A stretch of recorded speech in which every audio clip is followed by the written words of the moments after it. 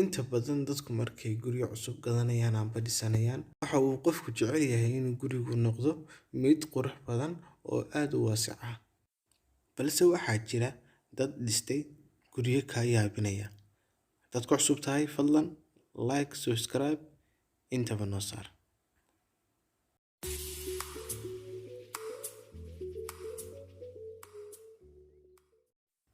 Guriga kabaha. Mulkiile soo saara kabaha ayaa gurigan iska leh, wuxuuna ugu talagalay si uu ugu xayeysiiyo kabihiisa, waayo inta badan wuxuu soo saaraa kabaha. Guriganna wuxuu ka kooban yahay 3 qol iyo 2 musqulood. Ganacsadahana wuxuu ugu talagalay si uu ganacsigiisa amba kabihiisa uu hore ugu sii qaado. Guriga eyga. Gurigani waxa uu ku yaalaa gobolka Idaho ee Arliga Mareykanka. Gurigan waxaa dhistay shirkad guryaha soo saarta, wuxuuna u egyahay ay weyn oo kale. Gurigan waxa lagu qiyaasaa in lagu dhisay $1 milyan. Inta badanna waxa seexda dalxiisayaasha. Halkii habeenna waxa lagu seexan karaa lacag dhan $89. Sanduuqa qashinka. Nin ayaa isku dayay inuu ka samaysto sanduuqa qashinka guri, balse way u suurta gashay inuu ka samaysto guri. Gurigan oo laga heli karo dhammaan wuxuu guri ku qalabeysan yahay oo dhan. Gurigan qiimihiisu wuxuu ku fadhiyaa lacag dhan $3,000.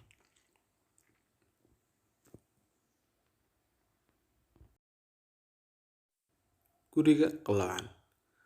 Gurigan ayaa waxaa dhisay farsamayaqaan magaciisa loo yaqaano Santisi. Wuxuuna ka mid yahay guryaha adduunka ugu mucjisada waalan. Gurigan ayaa waxa uu ka kooban yahay 3 dabaq.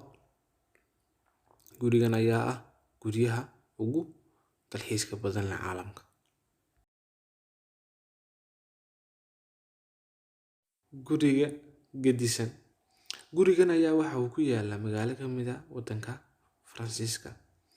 Waxa uuna inta badan ku caan yahay dalxiiska caalamka. Gurigan ayaa shay walba gudihiisa ku yaala uu soo foraraa. Waxaana loogu talagalay dalxiisayaashu inay dalxiiska ay ku qaataan. Gurigan lama degana, cidna ma degano, laakiin dalxiisayaasha ayaa loogu talagalay inay ku dalxiisaan. Gurigan waxaa lagu qiyaasaa lacagtiisa $2 milyan inay ku baxday. Guriga webiga. Gurigan waxa uu ku yaalaa magaalo ka mid ah Mareykanka. Gurigan yar waxa uu dhisan yahay muddo ku dhawaad 40 sano. Intaasna gurigani waa dalxiiska iyo dalxiisayaasha oo dhan ayaa iskugu yimaada.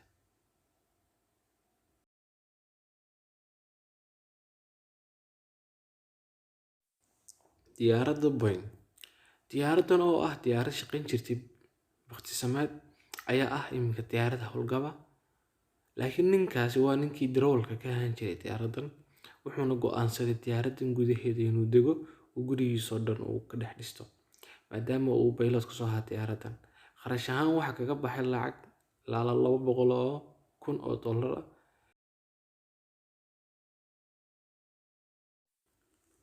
Guriga dhagaxa. Gurigan waxaa laga dhisay 2 dhagax dhexdood. Waxa uuna ku yaalaa waddanka Poland. Waxaana loogu talagalay dalxiisayaashu inay soo booqdaan gurigan ay ku dalxiistaan. Halkii habeenna waxa lagu seexdaa lacag dhan $55.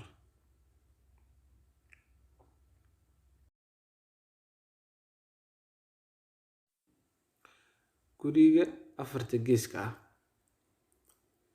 Gurigan waa 4 gees aad wada aragtiin. Guryahan dibadiisa markaad joogtid garan maysid alta buu u dhisan yahay, laakiin gudihiisa hadaad gashid gurigan waxaad ku arkaysaa inuu u dhameystiran yahay agab guri oo dhan. Guriganna waa guryaha mucjisooyinka caalamka.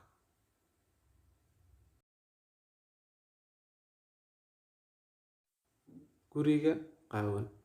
Gurigani waxa uu ku yaalaa magaalo ka mid ah China. Waana guri gebigiisuba qaawan amba saad u taqaaniin aan miyaarad kaliya aan wax kale lahayn. Gurigan waa guryaha dalxiiska loo yimaado ee waddanka China. Gurigan waxaa lagu dhisay lacag gaadhaysa ilaa $1 milyan. laakiin gurigan inta badan halkii habeen waxaa lagu seexdaa lacag ku dhow $250. waana guryaha ugu qaalisan. fadlan haddaad ka heshay subscribe, like and share. Thanks.